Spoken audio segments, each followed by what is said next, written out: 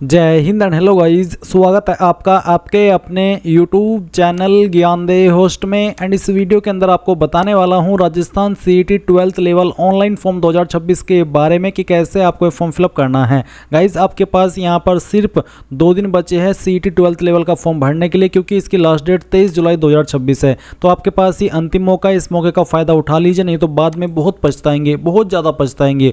वो इसलिए गाइज क्योंकि गाइज आपने अगर ये सीईटी 12th लेवल का फॉर्म नहीं भरा और ये एग्ज़ाम नहीं दिया तो फिर फ्यूचर में जो आपकी नेक्स्ट ईयर वैकेंसी आएगी, जो कि इसी ईयर से जैसे ही सीईटी का रिजल्ट है उसके बाद से वैकेंसी आना स्टार्ट हो जाएगी, जो कि है कांस्टेबल की, फॉरेस्टर की, जमादार ग्रेड 2 की, हॉस्टल सुपरिटेंडेंट की, क्लर्क ग्रेड 2 की और जूनियर असिस्टेंट की। आप इनमें से कोई भी वैकेंसी के लिए फॉर्म नहीं भर पाएंगे और ये सारी की सारी वैकेंसी 12वीं पेज पर निकलेगी। तो ऐसे में बहुत ही ज़रूरी हो जाता है आपके लिए ये फॉर्म भरना, अगर आप आने वाली इन वैकेंसी में ज़रा भी इंटरेस्ट रखते हैं। मैं आपको ये भी बता दूं कि इसमें कोई फीस आपको पे नहीं करनी पड़ेगी, बट उसके लिए कंडीशन है, आपका एसएसओ की वेबसाइट के ऊपर पहले से कोई फॉर्म भरा हुआ होना चाहिए। क्योंकि जिन कैंडिडेट ने एसएसओ की वेबसाइट का इस्तेमाल करके ओटीआर कर रखा है और पहले से कोई फॉर्म भर रखा है और फीस पे कर रखी है, उसके बाद चाहे वो कितने भी फॉर्म अप्लाई करें उनको कोई फीस पे करने की आवश्यकता नहीं पड़ती। हाँ, अगर फ्रेशर है, पहली बार सीईटी 12th लेवल का फॉर्म भरेंगे, पहली बार ओटीआर करेंगे, तो आपको यहाँ पर जनरल ओबीसी को 600, ओबीसी एनसीएल को 400 और एससी एसटी को 400 रुपये पे करने होंगे।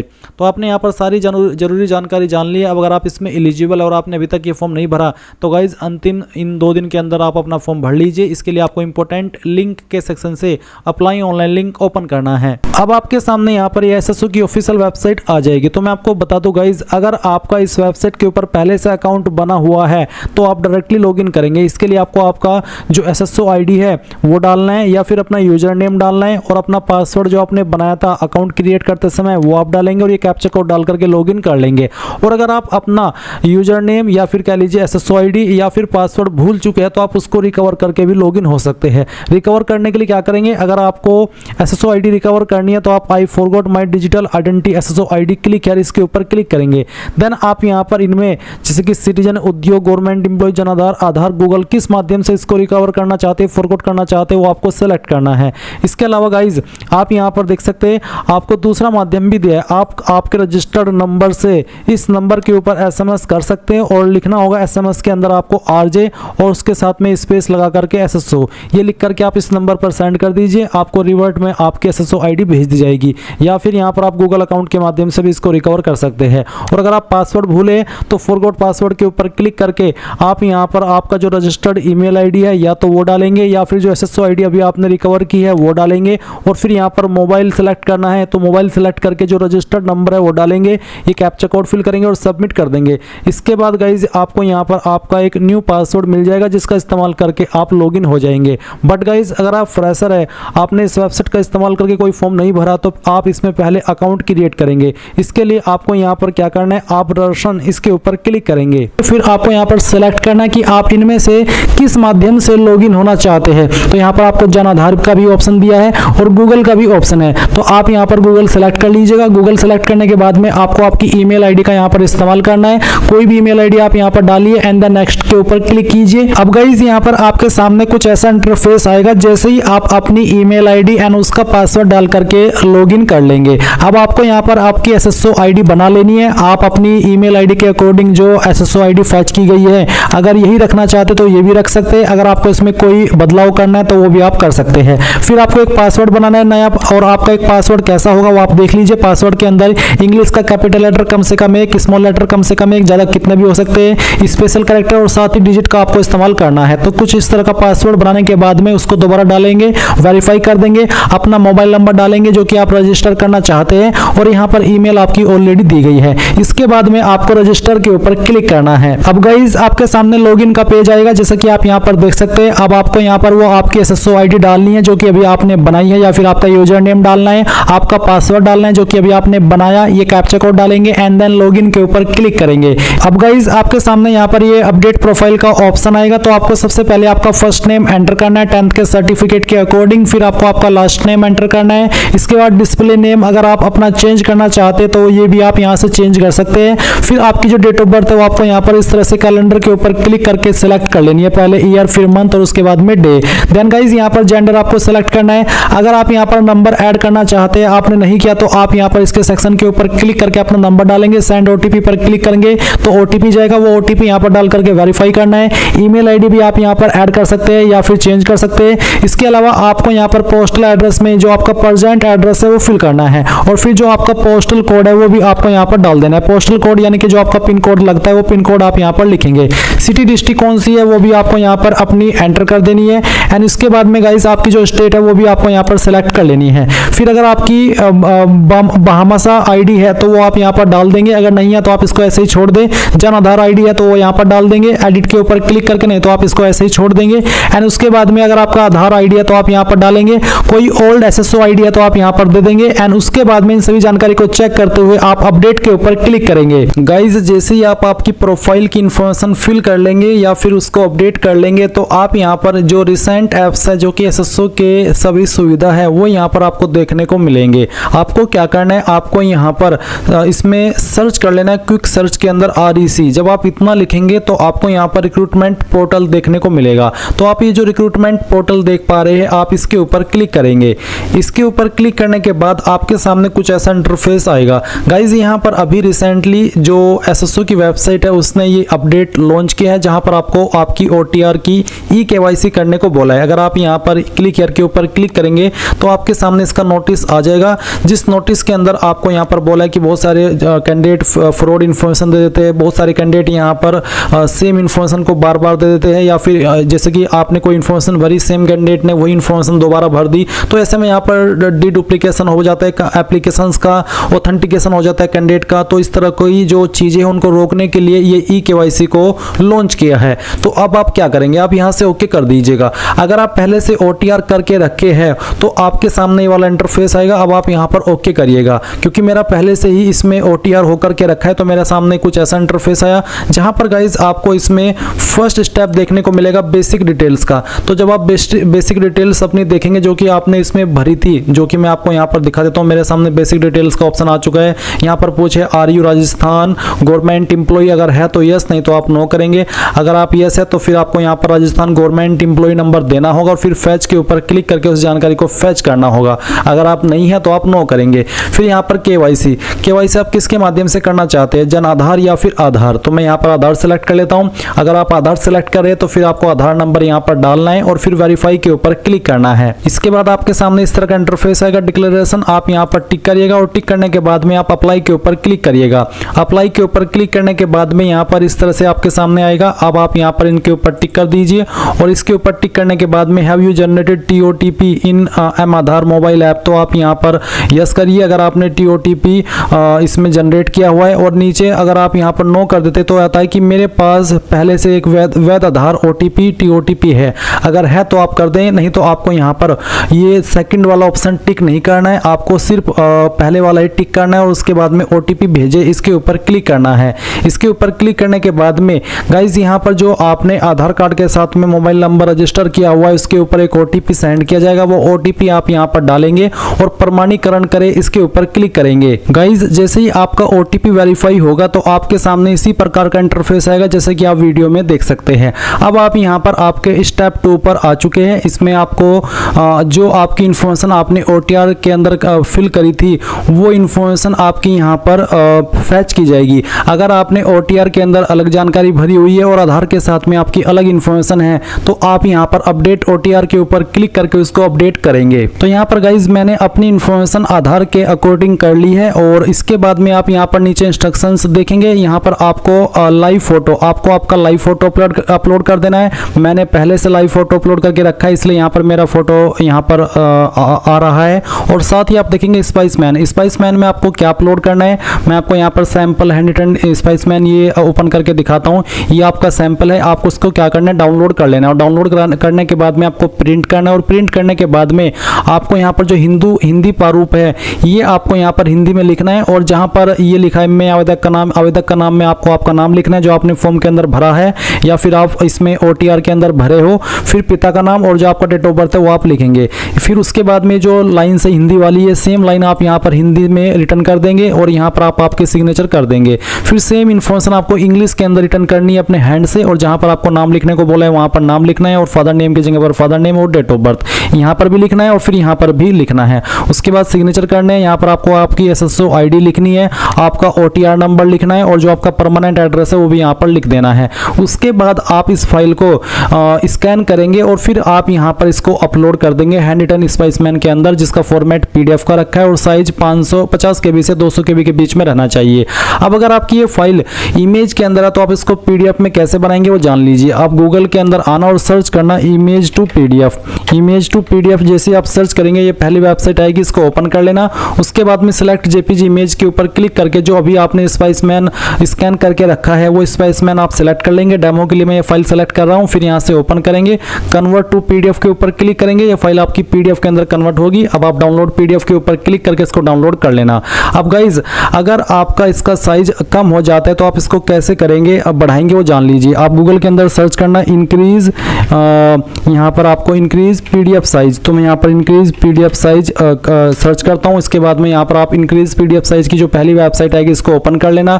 उसके बाद में सिलेक्ट PDF के ऊपर क्लिक करना और जो आपकी PDF अभी आपने इमेज से PDF में बनाई है वो सिलेक्ट करना। उसके बाद में ओपन करना और अभी इसमें आपको जो साइज बोला है वो 50 से 200 KB के बीच में बोला है, तो चलिए मैं यहाँ पर इसको 100 KB कर लेता हूँ और फिर इंक्रीज PDF साइज इसके ऊपर क्लिक करता हूँ। इसके ऊपर क्लिक करने के बाद में ये फाइल का जो साइज है PDF का ये बढ़ेगा। जो आपने साइज अपनी मर्जी से यहाँ पर बनाया उस साइज में, तो आपको थोड़ा सा प्रोसेस होने देना है। मैं डाउनलोड के ऊपर क्लिक कर लेता हूँ क्योंकि ये हो चुकी है प्रोसेस।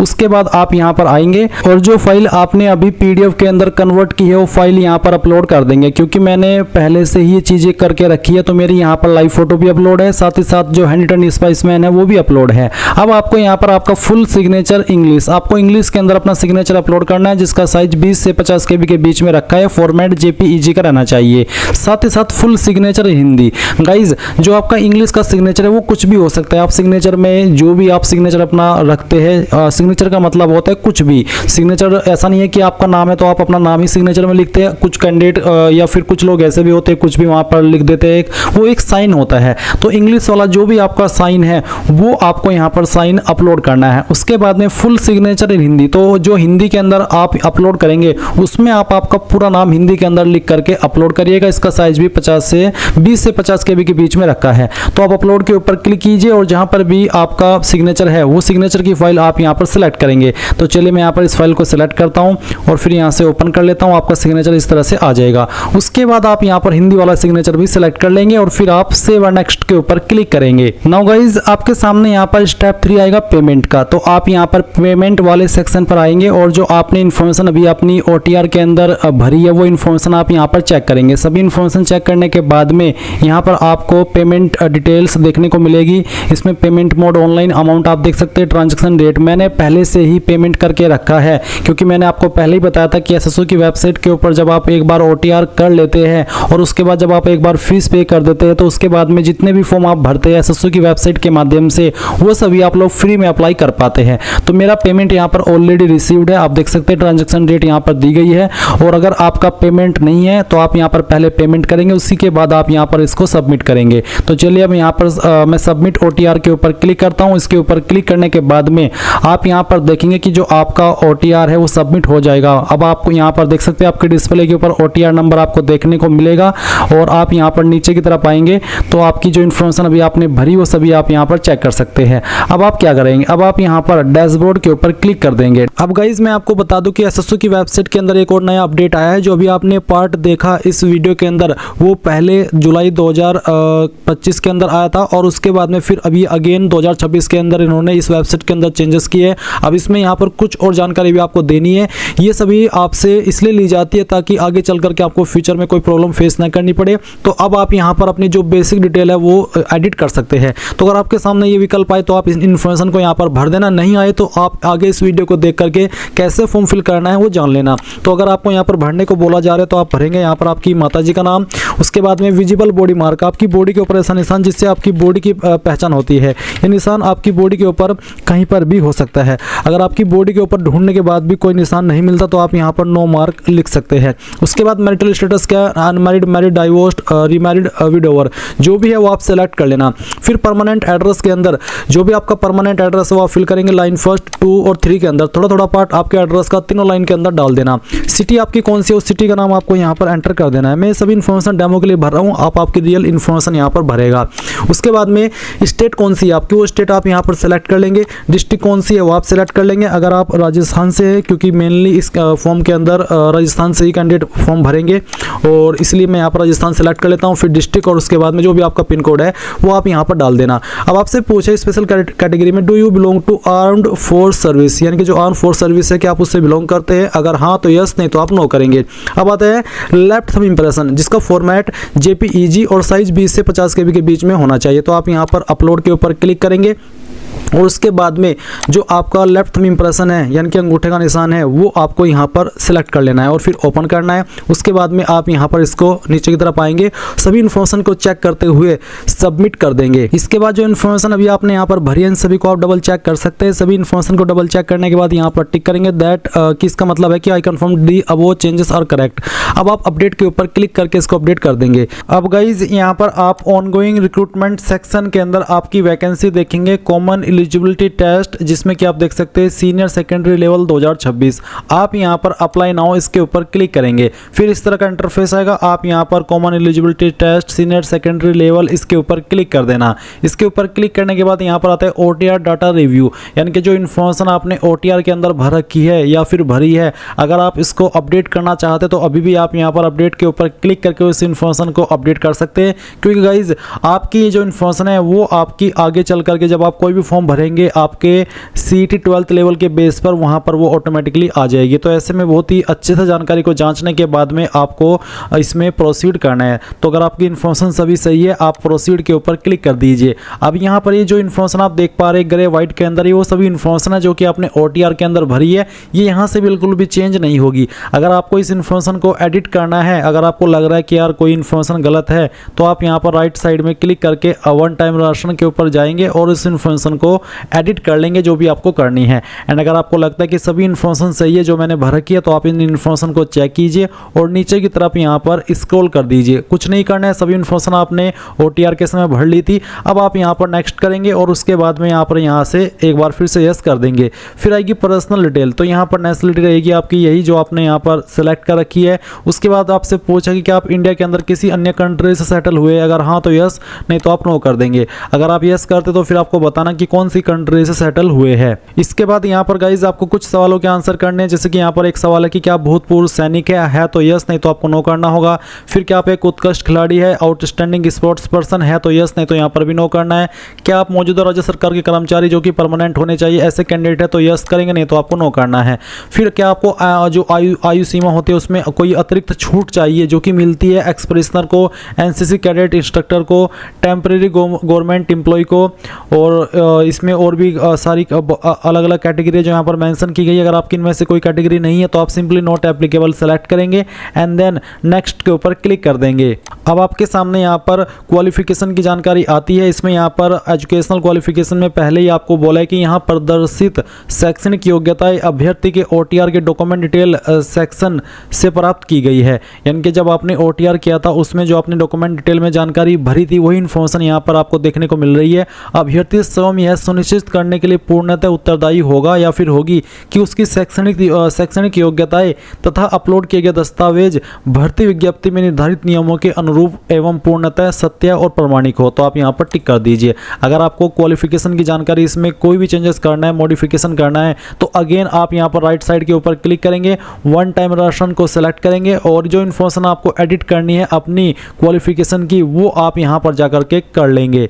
एंड अगर आपको लग रहा है कि सभी इन्फॉर्मेशन सही है, जिसमें कि आपको यहाँ पर पहले इसमें 10वीं की जानकारी देनी है, सेकेंडरी के ऑप्शन में जैसे कि बताना है कि एजुकेशन टाइप क्या है, उसके बाद में आपका बोर्ड, आपका 10वीं का रोल नंबर, आपके नंबर किसके अंदर है, परसेंटेज है, CGPA, अगर परसेंटेज तो किस साल के अंदर पास किया फिर वो बताना होगा। फिर टोटल नंबर उसमें से जो नंबर आए थे वो, और अपना डॉक्यूमेंट भी अपलोड करना होगा जो कि आप यहाँ पर व्यू डॉक्यूमेंट के ऊपर क्लिक करके अभी व्यू भी कर सकते हैं। इसी प्रकार से 12वीं की इन्फॉर्मेशन किन सब्जेक्ट के साथ में आपने 12वीं की है वो, एजुकेशन टाइप क्या था, 12वीं का बोर्ड, 12वीं का रोल नंबर, आपका आपका रिजल्ट टाइप क्या था, percentage, CGPA, passing year, total marks और परसेंटेज, साथ ही 12वीं का सर्टिफिकेट। फिर अगर आपने कोई अन्य जानकारी इसमें भरी है OTR करते समय तो वो भी आपको यहाँ पर देखने को मिल जाएगी। अभी CET 12th लेवल पर अप्लाई करने के लिए 12वीं की योग्यता चाहिए। यहाँ पर अब आप नीचे नेक्स्ट के ऊपर क्लिक कर देंगे। इसके बाद गाइज यहाँ पर आपका फोटोग्राफ आएगा, ये भी आपने OTR के समय ही अपलोड कर दिया था। फिर आपका सिग्नेचर हिंदी के अंदर और उसके बाद में इंग्लिश के अंदर। फिर नीचे आप यहाँ पर देखेंगे थंब इंप्रेशन है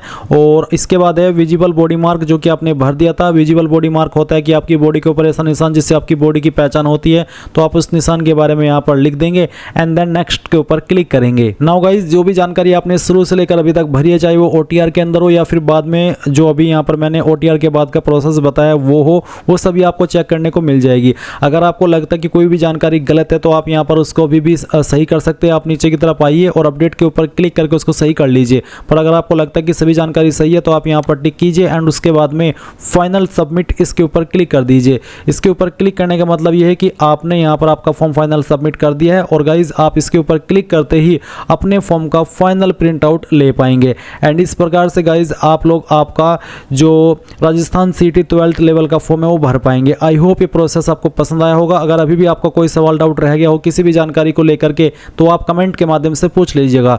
थैंक्स फॉर वॉचिंग। जय हिंद।